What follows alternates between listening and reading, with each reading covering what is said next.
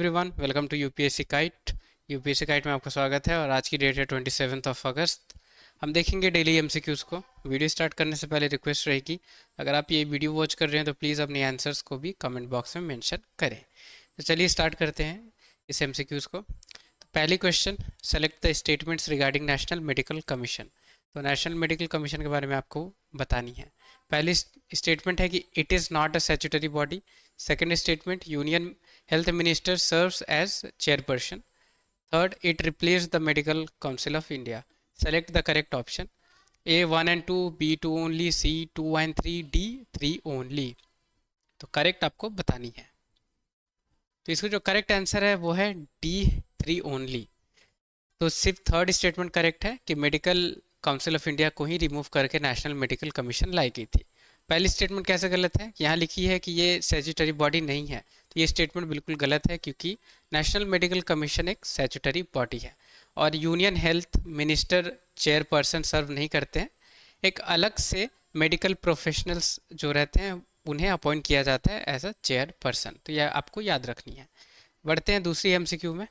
Which of the following country is not a part of the quadrilateral security dialogue, यानी quad group के बारे में आपसे पूछी गई है कि इनमें से कौन सी एक कंट्री इसके पार्ट नहीं है।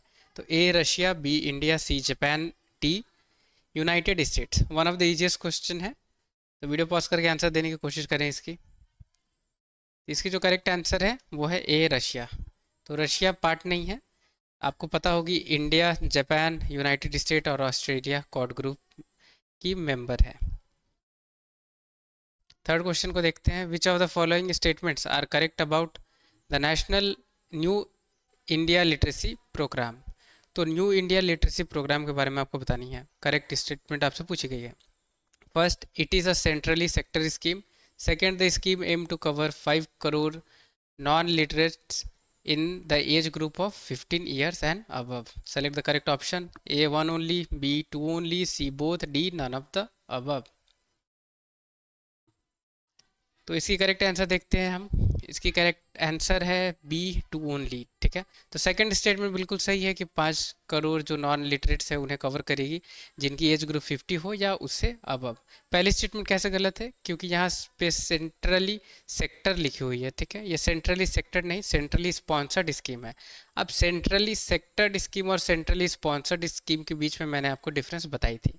तो डिफरेंस क्या है मैं दोबारा आपके साथ शेयर करना चाहूँगा कि सेंट्रली स्पॉन्सर्ड मतलब सेंट्रल गवर्नमेंट है उसमें इन्वेस्ट करेगी, यानी उसे फंड करेगी, और जो स्टेट गवर्नमेंट है वो भी फंड करेगी। तो स्टेट और यूनियन गवर्नमेंट दोनों मिलके पर्टिकुलर एक स्कीम को चलाएगी। जो भी फंड्स होगी वो अलॉट उनके दोनों के द्वारा होगी।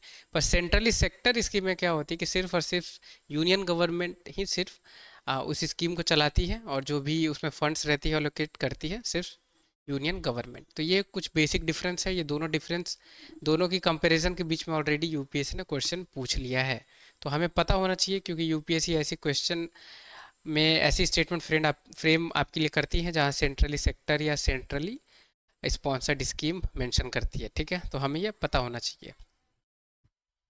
फोर्थ क्वेश्चन को देखते हैं। हेफी यूजिशान एंड क्वेलियन शान was mention in news, it is related to. तो ये अजीबोगरीब नाम किस चीज़ से रिलेट करती हैं वो आपको बतानी है। A worship, B fossil, C invasive species, D butterfly. Important question है, ट्राई करें आंसर सॉल्व करने की। लॉजिक भी लगाने के आप यूज़ कर सकते हैं। तो इसके करेक्ट आंसर है ए वर्शिप।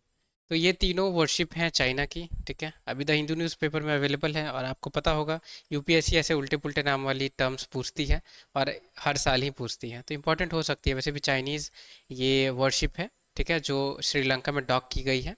तो आईएनएस मुंबई जो इंडिया की वर्शिप है, और ये तीन चाइना की तरफ से ये वर्शिप को डॉक किया गया श्रीलंका में, इसलिए ये इंपॉर्टेंट हो सकती है। बढ़ते हैं आगे। फिफ्थ क्वेश्चन को देखते हैं।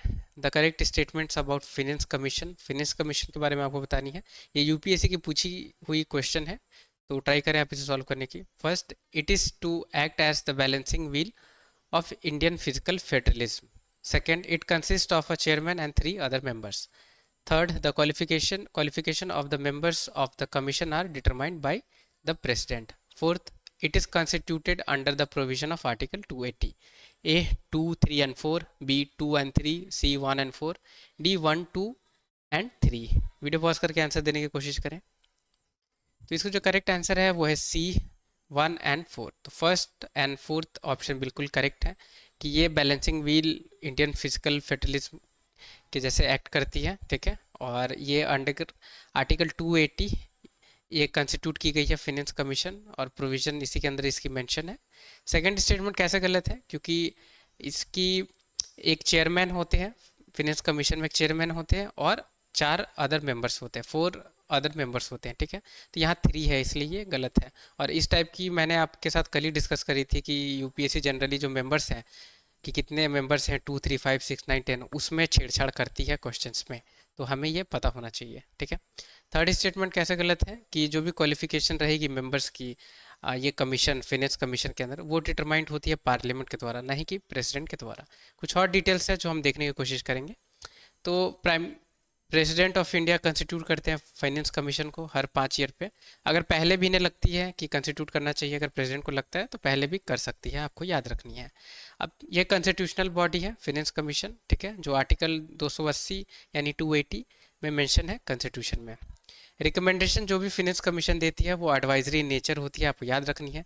वो बाइंडिंग नहीं रहती है गवर्नमेंट पे, यानी गवर्नमेंट चाहे तो वो रिकमेंडेशन जो फिनेंस कमीशन के द्वारा दी गई है उसे रिजेक्ट भी कर सकती है, ठीक है, उसे नहीं भी मान सकती, क्योंकि यहाँ क्या नॉट बाइंडिंग है। अब रिपोर्ट फिनेंस कमीशन किसे सबमिट करते हैं, तो प्रेसिडेंट ऑफ इंडिया, याद रखनी है आपको, पार्लियामेंट को नहीं करते हैं, ना ही कि प्राइम मिनिस्टर को। पहली फिनेंस कमीशन कब कंस्टिट्यूट की गई थी, तो 1951 में। अब जो भी एलिजिबल जो मेंबर्स हैं या जो भी क्वालिफिकेशन है वो सब पार्लियामेंट से डिसाइड होती है, डिटरमाइन होती है। अब chairman of finance commission submit, वही सेम बात है कि प्रेसिडेंट को सबमिट करते रिपोर्ट। कंपोजिशन यहाँ पे आप देख लें, चेयरमैन और 4 अदर मेंबर्स होते हैं, ठीक है, तो हमें ये पता होना चाहिए। लास्ट एमसीक्यू को देखते हैं। रूहमी 1 was seen in news. Ruhmi 1 is related to A. fossil, B. heritage site, C. First reusable hybrid rocket, D. biological hotspot।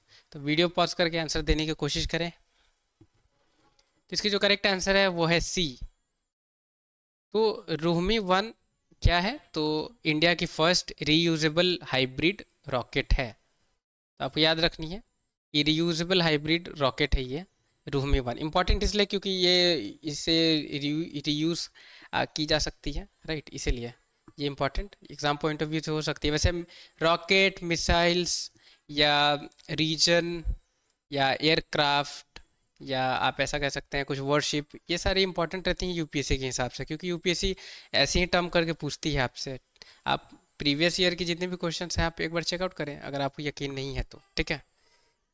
तो आपको ध्यान देना है इस सारी टर्म्स पे, और जितनी भी टॉपिक्स मैं कवर करता हूँ प्लीज़ आप उसे मेंशन करें। कोई नोट अगर कॉपी आपने रखा है या नोट पैड रखा है तो उस पर आप मेंशन करें, क्योंकि बेकार और फालतू इंटरटेनमेंट या मसाला मिर्च वाली ये जानकारी मैं आपको नहीं देता हूँ। ये यूपीएससी ओरिएंटेड है, ये बहुत आपको यूपीएससी के एग्ज़ाम में हेल्प करेगी, ठीक है।